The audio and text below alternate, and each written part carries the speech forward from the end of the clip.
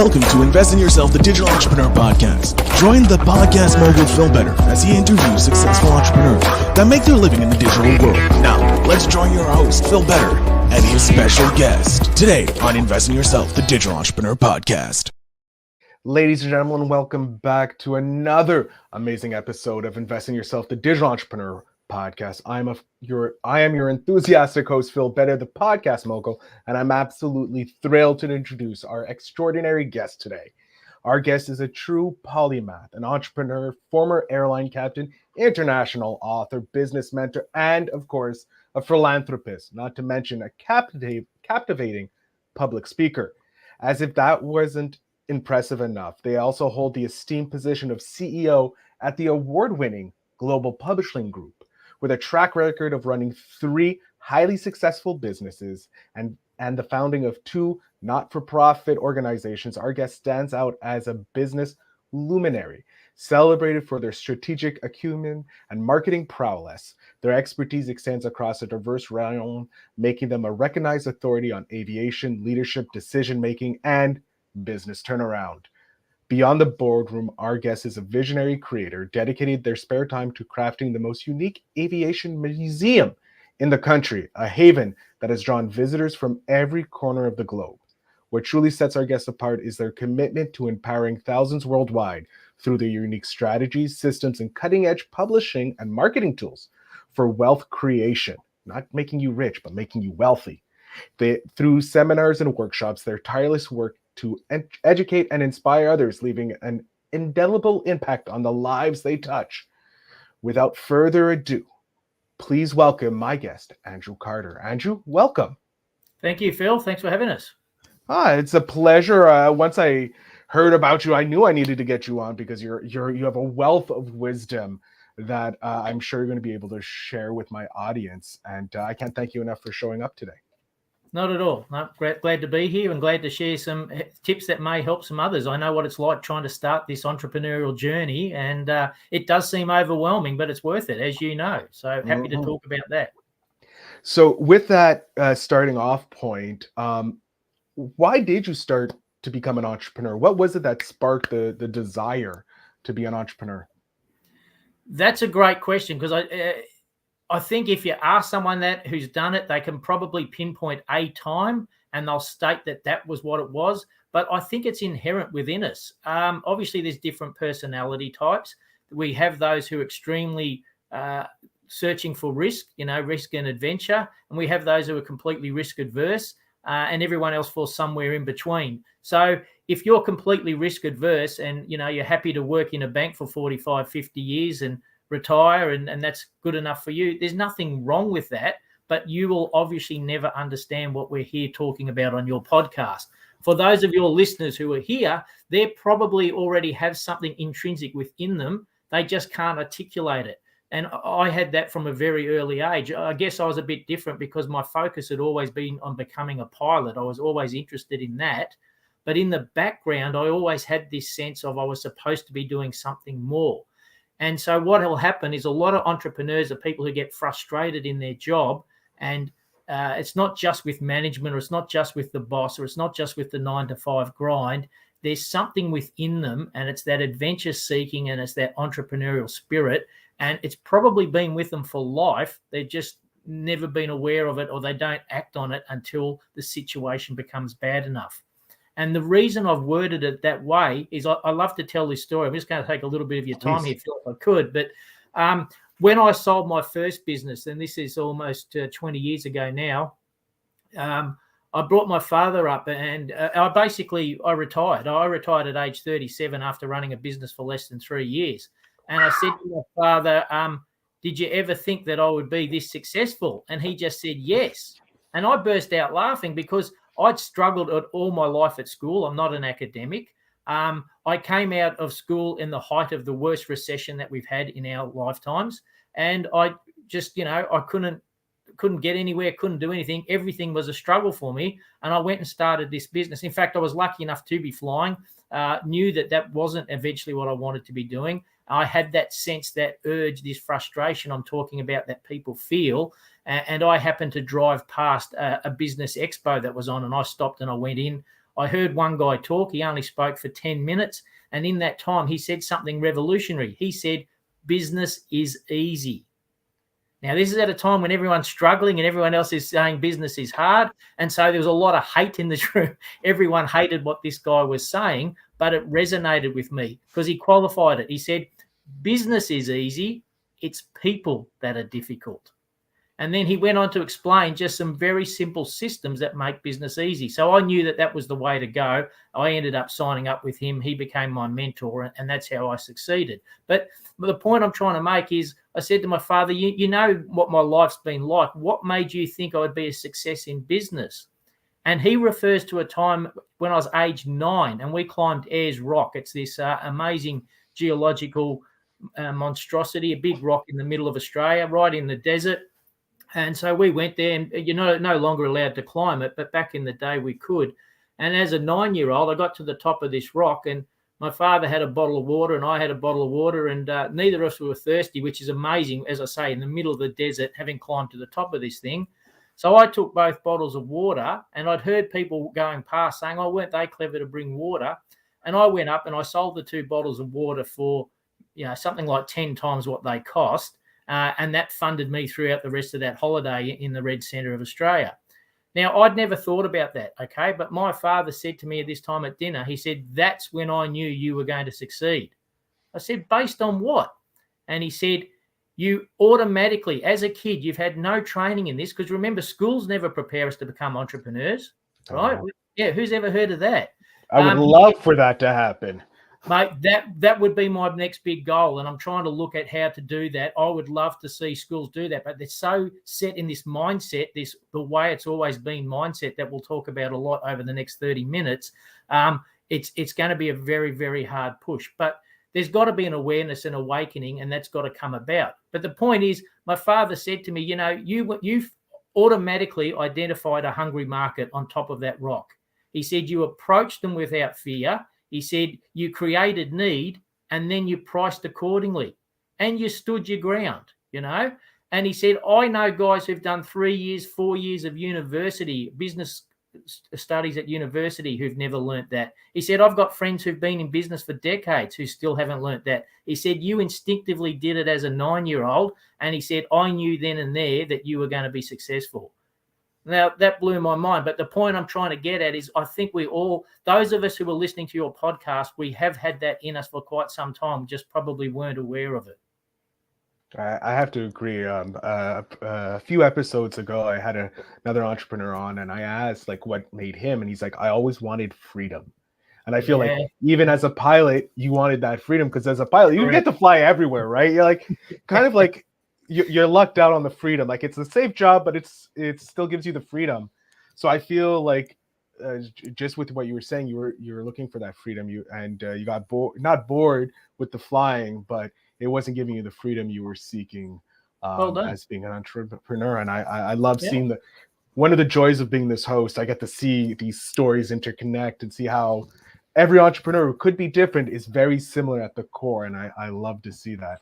Well, I'll just stop you there, because that's the important part for your listeners right now. Those of you who are listening who haven't done anything and thinking it's beyond them. No, Phil, you've just hit the nail on the head. We are all the same. It's just some of us have been at that stage where we've taken the action, but intrinsically at heart, you're quite correct, mate. We are all the same. Yeah. I love it. And we are all the same. I just lost my question. I hate when that happens. So I'll go to one of the ones I have prepared here. Here we go. Your journey from airline captain to entrepreneur, business mentor, and international author is truly remarkable. How did your background in aviation shape your approach to entrepreneurship? And what lessons from the cockpit do you find most applicable to business leadership? Great question. And I've never had anyone frame anything quite like that before. So that's really well done. And that's actually a good question to answer, because it does cover some of the most important things. So let me just go on a quick aside. Let's talk about the 2 types of people who get in business. You're dealing with entrepreneurs, and that's who we're trying to talk to today. So let's understand that is a specific subset, and that's who we're trying to address. The other people I see get into business are ones who sit there and think, my boss is an idiot. I could go and do this better and I could work for myself. I wouldn't be working as hard and I'd make a lot more money. Those people usually fail, all right? If you don't have the proper entrepreneurial spirit and you're not approaching it the correct way, which I'm going to talk about today, then you are going to fail. So the things that I took from the airline environment or just from flying in general, obviously self-discipline is paramount. We can't do with what we're going to do without having incredible amount of self-discipline.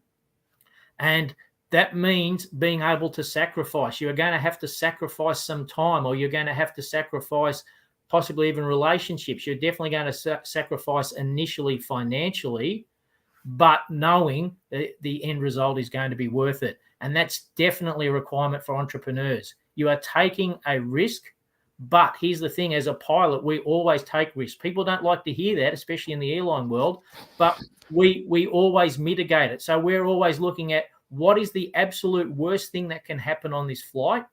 We are then planning for that worst case scenario, and then nothing can be worse than what we've planned for. Therefore, we can't get caught out. So I took that exact same approach to starting my business. I already sat there and worked out what's my exit strategy. So before I'd even come up with a business name, I'd already worked out how I was going to exit the business when I was successful, and more importantly, how I would exit the business if it wasn't successful, and what metrics I was going to use to determine when and how it wasn't successful. So I'd already had that plan made.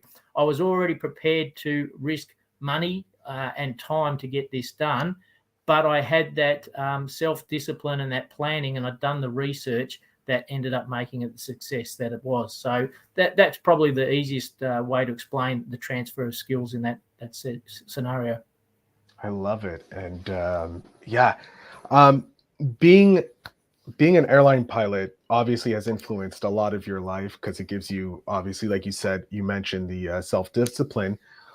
What was it like starting a publishing company? Because that's vastly different from flying an airline, having an airline museum or an aviation museum, and now you got a publishing group. Like, what was where's the correlation? How did that happen? Yeah, great question again. Those two aren't directly related. So I suppose we need to, let's go back to the start of the story again. So as I said to you, I left flying because I met this mentor. After studying under that mentor, I thought, well, I can make this work. So I actually started my first business, which I'm usually reluctant to say what the business is, because when people hear it, they go, oh, well, that's not the same industry as me. What he's talking about won't apply to my people. It does. You're dealing with people. So everything I'm going to tell you applies across all industries, because unless your industry doesn't deal with people, then these things work, okay? And if you're not dealing with people, how are you making money? So the business was importing and wholesaling radio control model aircraft. Now, was that a stupid thing to do because the market saturated with it? At the time, the internet was really starting to get its feet and you could sell this stuff online. Andrew, that's a stupid business to go into. Well, no, because the things I want to talk about today are how to do your research, how to do things differently to others, and these will come back to the publishing bit in a bit, and how to position yourself as an authority. Those three things are really important. So what I did as a sole trader, working from my backyard, I actually did the opposite to what the market was doing. And I can't stress this enough. For every entrepreneur listening today, the figures might be slightly different in your country, but in Australia, seriously, there's about 6 to 6.5% of all businesses are doing everything correctly. I want you to think about that. Do the reverse. That means 94% of all businesses in this country are doing it wrong. Now, most people starting a business will model themselves off other businesses out there. They'll do the same practices, the same advertising, and they'll price the same way. If you know that 94% of them are doing it wrong, why would you model off someone doing it wrong? So when in doubt, if you don't know what else to do, just do the opposite of what everyone else is doing, and at least you will stand out, if nothing else. And today, that's the hardest part, getting to stand out. So what I did is I looked at all the cheap rubbish that was available in the particular niche. And that's the other part, niching down. You don't want to be selling everything to everybody. You want to get the tightest niche possible. So I concentrated on a very, very specific area of radio control models. It was something I knew very well. I knew it was a growing area in the market, but I also knew I could steal part of the market that was out there. So that was a double whammy, if you like. And what I did is I looked at the rubbish that was out there and I went the other way. I thought, people getting into this hobby, especially parents who are trying to get their kids into it, they don't want a cheap toy. Cheap is scary. Cheap means you've normally got to go buy twice, okay? So I went and got the highest quality product I could get. I went and got one that looked like an exact model, that exact aeroplane that you could see at any airfield around the country. I went and packaged it up with absolutely everything in it, because there's nothing worse than buying something then realize you're needing batteries and you need glue and I actually went and packaged it with its own flight simulator. I created a flight simulator of that exact aircraft to teach people to fly before they took the actual package into the air. Now, what does that mean? It means that my package cost 57% more than my nearest competitor. My nearest competitor was the biggest in the Australasia region. They were a massive conglomerate, right? Now, everyone else was trying to undercut them. That's what everyone else thought would be the way to go. But if you're trying to undercut people, the quality is going to suffer. I went the other way, and I became number 2 in the country within 6 months. So I was number 2 to the biggest conglomerate, but I was still beating out other major corporations in the country. No one could compete with what I was doing because people will pay for quality. Okay, so that's how I did it. And I became very successful. I already started with the end in mind, as I explained to you. So I knew what price I wanted to sell the business at. So I knew what price it had to be, what money it needed to be generating each month. I looked at what I was generating and I decided I need to double that and then double it again. And I set about doing that. And the marketing strategies I used to do that were incredibly successful. So I ended up, once I sold my business, people were approaching me saying, how did you become so successful? I started having to tell people the same stories over and over again. So I thought it would be easier to write a book. So a mate of mine had trouble getting his businesses started in Australia. He was trying to get a franchise going here. Actually, Mars Venus with Dr. John Gray. So they were trying to get that established in Australia. And the problem was, traditional publishing wouldn't let us do what we wanted to do. We were effectively using the book as a marketing tool. So we wanted to educate people, but get people to take action and buy more from us, either come onto a coaching program with us or buy into a franchise or do whatever else. As a result of that, we tried to look at self-publishing, but self-publishing's got so many limitations, and you can't get distribution as a self-published author. So you can't get it into bookstores nationwide or even internationally. So we ended up starting our own company, our own publishing company, and he was able to do the books he wanted to, and I did my book the way I wanted to. And that's basically exactly how it got started. It was more a means to an end. It was the way of taking the best of traditional publishing and the best of self-publishing, get rid of all the negatives associated with it, combine them together, and I'd be able to do what we wanted to. Because that was so successful and because there was no other entrepreneurial publisher in Australia at that time, this was the crux. This was the thing that people were desperate for. Once you're an author, you actually positioned yourself as the authority, all right? And so, author makes up most of the word of authority. The two go hand in hand. So it's a really important strategy. And again, it's a matter of turning the publishing world on its head. You look at what everyone else is doing and do the opposite. Unfortunately, I come across too many people today, too many entrepreneurs who bought into a program or tried to do a book and they tell me it's not successful. Well, no, it's not the way you did it. There's only us, and I know of one company in the States that do it this way. Everyone else is trying to copy us and trying to get some of the aspects correct, but they just don't have the secret sauce. They don't have all of the elements in place to make and position somebody as the authority and have this back end, make more money from the book on the front end and the back end. We actually make tens of thousands of dollars for our authors before a book is even printed, yet alone a lot more afterwards. So it's a long-winded way, but yeah, it wasn't like I just went out and started a publishing company. It's a long story, but yeah, that's how entrepreneurial publishing came about in Australia, and I ended up buying the company off my mate that effectively started it. Yeah, that's incredible, but you went out and solved a problem that correct. that other people weren't willing to solve. And not only did it turn out to be a great idea, it was a very lucrative one as well, and allowed you to take to the next level and help so many other authors. And that's the important bit. Again, when you're talking about, I'm an aspiring entrepreneur, I know I need to do something, but I don't know what I need to do. Don't focus on the money. Phil, you've just hit the nail on the head. Focus on how to help others. As soon as you can solve other people's problems, you will be surprised the money that will start flowing your way. People are willing to pay for a solution to a problem. In the same way with the models, they are willing to pay for a premium high-end product.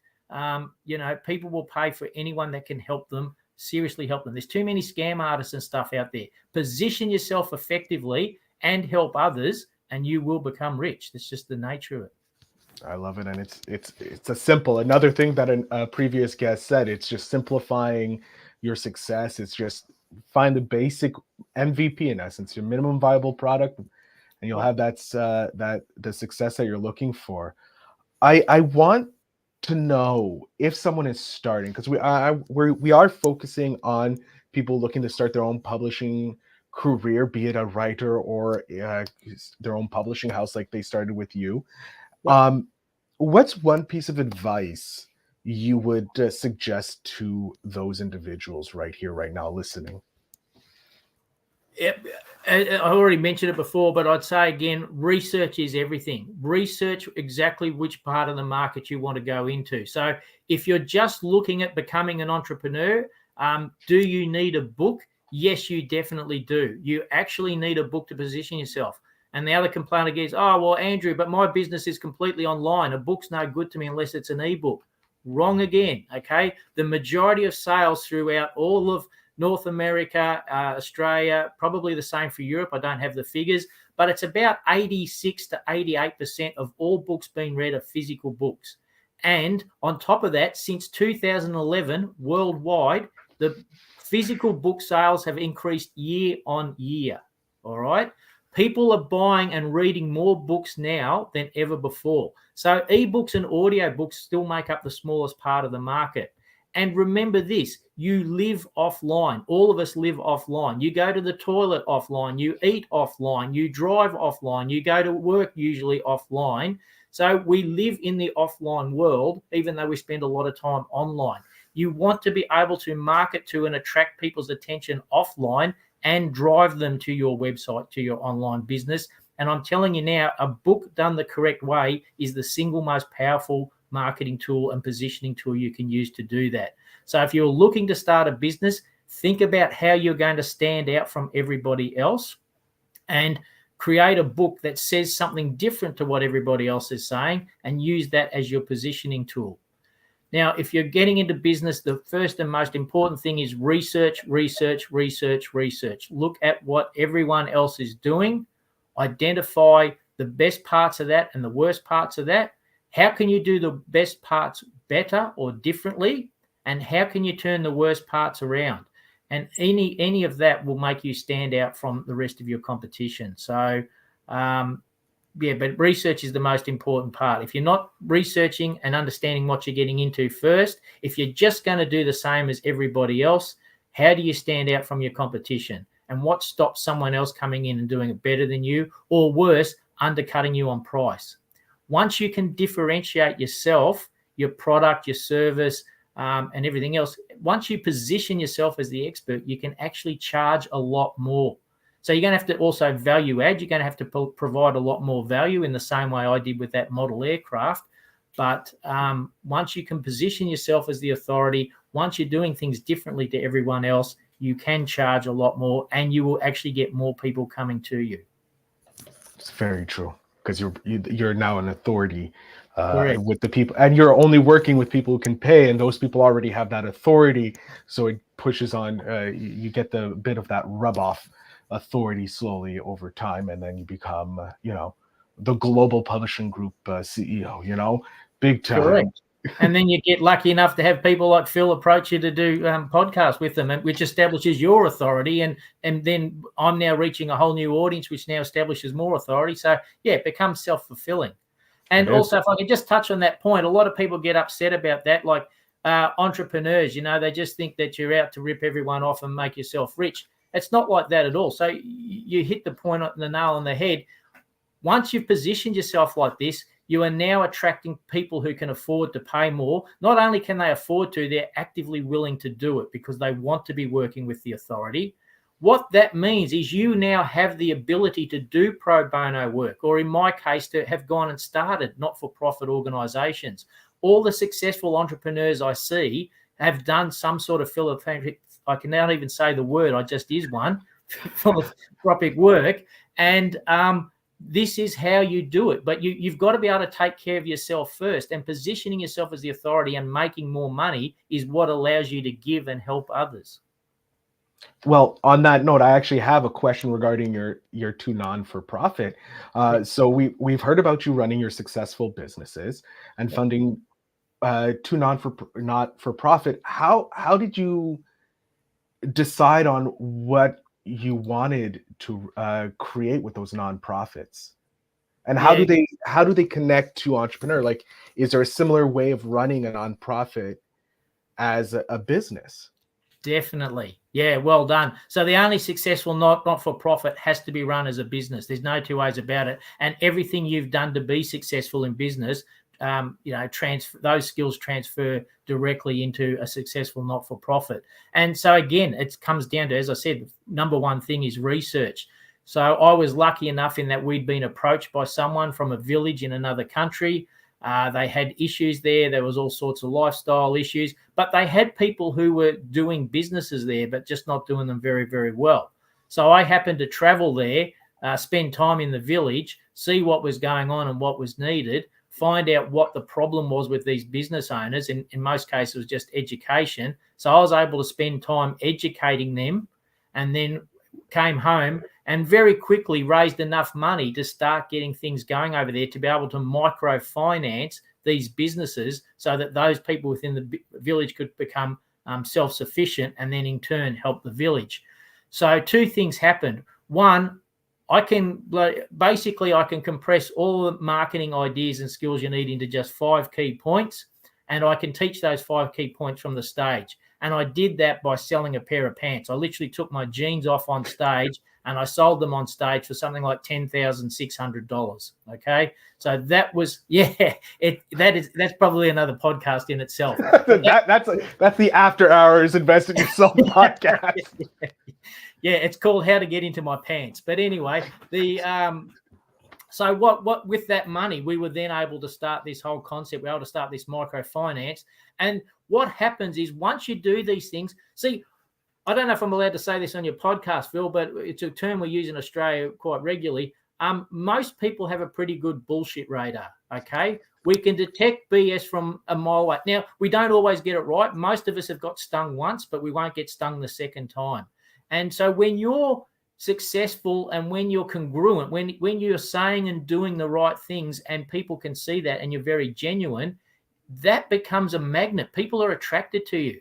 And so once I started this, once we had the money to give to the village, and once we started the education in the village, other people said, well, how can we help? Well, they need clothes, they need white goods, they need canned food, they need all these sort of things. So someone else then volunteered a 20-foot container, 40-foot container it was. Someone else volunteered a truck to drive it. And they drove all the way down the East Coast, and going out through different people's mailing list, we were able to tell people what we were doing, and people would turn up at each of these stops along the way and give washing machines or, fridges and clothes, toys, canned goods, all this sort of stuff. And then the rest of the money that we raised, we were able then to ship that to the village. So that was how that one got started. It's more serendipitous, I suppose. People, once you get to that stage in your life, once you are ready, opportunities come. And I don't know whether that's the universe or the secret or God or whatever that is. I don't understand it. I've never looked into it. I just see it happen again and again and again for other people. I love that. And I love how, like you said, it was serendipitous of someone saying, I got a container, I can pay a trucker, and then using mailing lists, which is something so important to both entrepreneurs and, businesses, been able to fill up that container that ended up helping tremendously the lives and the future generations in this village. Yeah, correct. Yep. Yeah, no, and it's very satisfying. And so that was how that one started. I mean, even now, so I'm not flying professionally anymore, but another company has started up, and they actually transport sick children and their families from the outback regions. As you understand, Australia's big and fairly remote, except for the East Coast. So all of our medical centres are on the East Coast, and a lot of these towns don't have the specialist medical for a lot of these kids in particular. And some of the kids are immunocompromised. So they can't sit in a car for 6 hours, stop at public restrooms and use them on their way to a hospital. And parents haven't got the time to take a whole day or two out just to get their kid to a hospital for a checkup or something. So I've started volunteering for this other organisation called Little Wings, who's done this amazing work.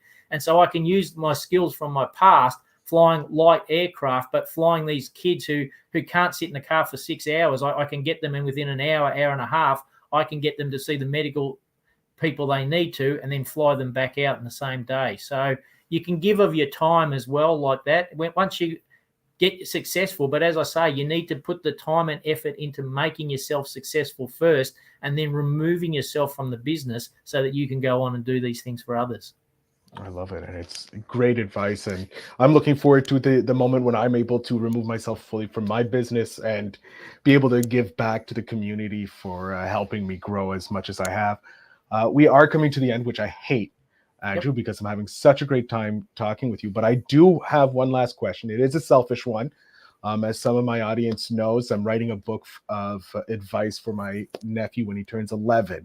So 10, when he turns 10, not 11. Yep. But Andrew, I have 10-year-old you right here beside me. What is one piece of advice you want to tell your 10-year-old self? Yeah, okay. It's probably two pieces, but combined together, they make the one. It's trust in yourself and accept that failure is a great way to learn. So I don't think, as a kid, obviously failure never concerned me, but this is my problem with school and why I probably didn't do very well in it. We get educated as we grow up. It's a very, very bad thing. And so somewhere very early on in the grade 1 or 2, you start learning that mistakes are a bad thing. Mistakes are something you get punished for or penalized for. And, parents speak to you if you fail exams or you don't do very well, if you've made too many mistakes. And so I became indoctrinated in that way. Whereas as an entrepreneur, mistakes are your best friend. Have a look at Elon Musk. He's failed more than anyone else in the world, but that's only because he tries more than anyone else in the world. Fail fast, fail often. If you can, fail cheap. But the point is, learn. You will learn so much from that. And so you've got to learn to trust yourself, trust your intuition. It's going to develop over time. But it'll only develop correctly if you learn to accept mistakes. You will make them regardless. You're a human being. That is your natural default, making mistakes. But that is the way you learn. You learn to walk that way. You learn to drive that way. Everything you've ever learned in life was done by making multiple mistakes and learning from it. Why is it okay to accept that in one part of your life, but not in every other aspect of your life? Accept it now and enjoy and embrace that, and grow as a result. That is some great advice. This is secretly, it's the best part of my interviews because I get these things that I wish my 10-year-old self knew, and I'm learning now. And it's like, yeah, accept the mistakes. Mistakes are part of life, and it's the only way we grow as people. The amount of mistakes I've made on podcasts, my Lord, I don't even want to get into it. But Andrew, I want to jump off stage. I'm going to let you have the last little bit. Please let my audience know where they can connect with you if they're looking for help publishing their next book or whatever it is, following you to be a mentor. The floor, sir, is yours. Thank you so much. No, appreciate it. Appreciate being here. To anyone who's considering the entrepreneurial journey, do the research. There's no rush, but know that you can do this. There's always help out there. And you've got to look for the right people to help you at the right time. Those of you who want to know more about my business and how we run it, it's globalpublishinggroup.com.au. You can reach me through there. You can find out a bit more about what we do. And we are going to be looking probably mid next year. We are going to start doing some online training. So those remotely will be able to access it that way as well. But please feel free to reach out. I cannot stress enough, a book is the single greatest marketing tool you will come if it's done correctly. And I only know of 2 companies that can do it 100% correctly. We're certainly happy to provide a webinar or something to give you more education on that if you'd like. So, Phil, thank you very much once again for the opportunity. Greatly appreciated. Andrew, the pleasure is completely mine. Thank you so much for coming on the show and sharing your expertise over your career and the 3 amazing companies you've grown. Thank you so much, and all the very best to all the listeners. I hope to hear their stories on your podcast at some time in the future. Oh, I'm looking forward to it. To my audience, again, remember to check out the show notes down below to connect with Andrew and the publishing group, the Global Publishing Group, excuse me. And remember to always invest in yourself.